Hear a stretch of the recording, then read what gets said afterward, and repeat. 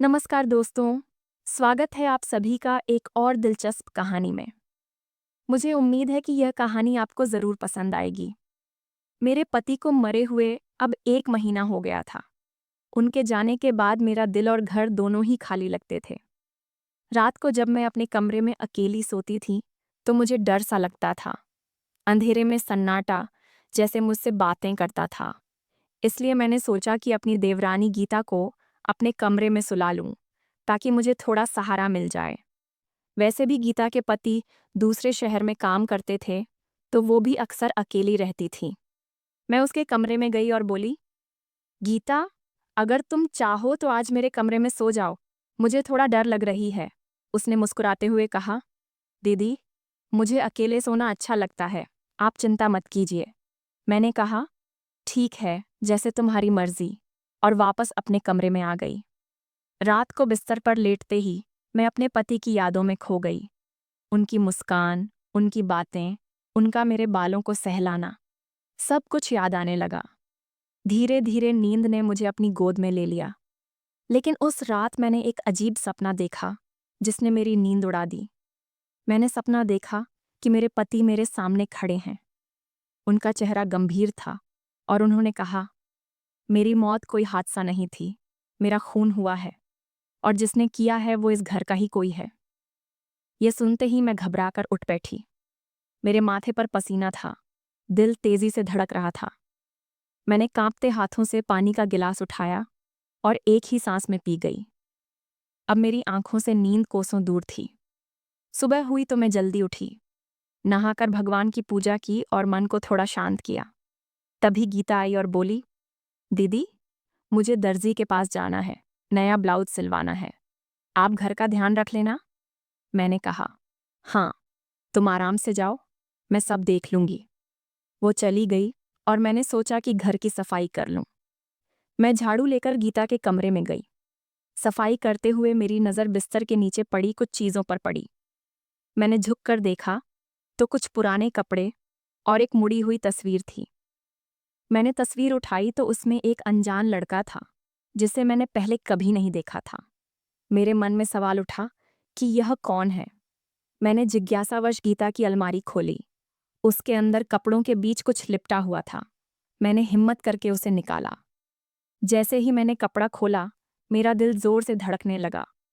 उसमें एक चाकू था और उस पर सूखा हुआ खून लगा हुआ था। मैं कुछ पल के लिए वहीं बैठ गई।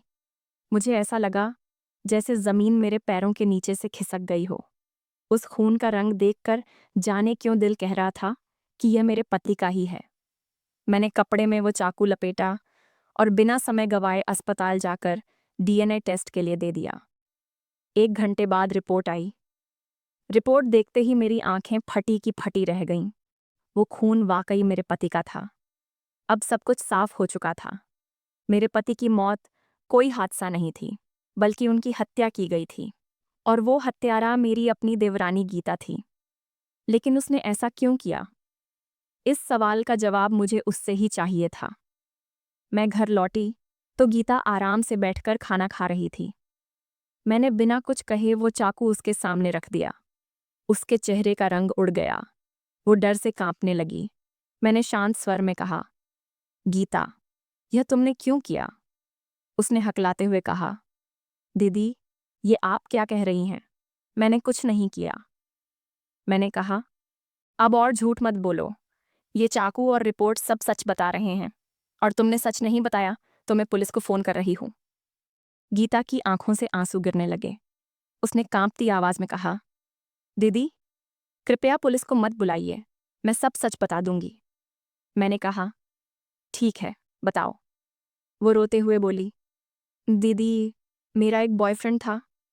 मैं उससे बहुत प्यार करती थी। एक रात वो मुझसे मिलने आया था और तभी भैया ने हमें देख लिया। उन्होंने गुस्से में मुझे थप्पड़ मार दिया।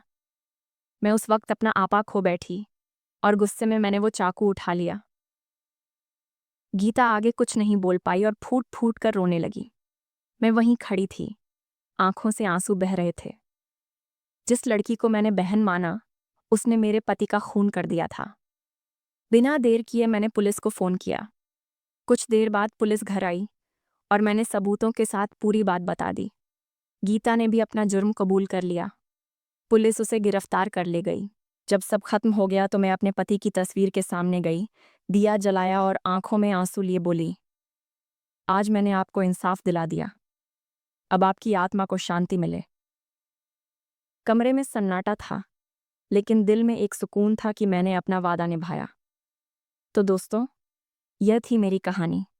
अगर आपको यह कहानी पसंद आई तो अनवी टॉक्स को सब्सक्राइब करें और कमेंट्स में अपने विचार हमसे ज़रूर साझा करें। धन्यवाद।